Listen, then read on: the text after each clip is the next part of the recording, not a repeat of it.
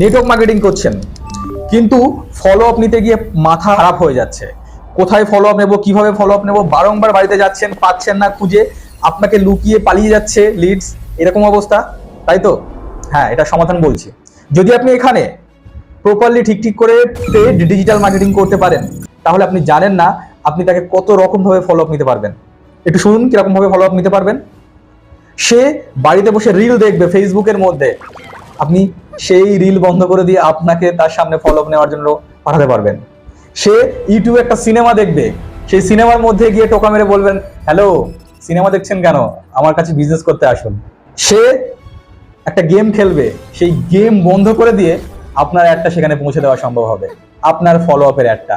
Even সে টয়লেটে বসে থাকবে একটা ফোন নিয়ে, গেম খেলবে, সেই টয়লেটের মধ্যেও গেম খেলাকালীন আপনার ফলো আপ গিয়ে পৌঁছাবে।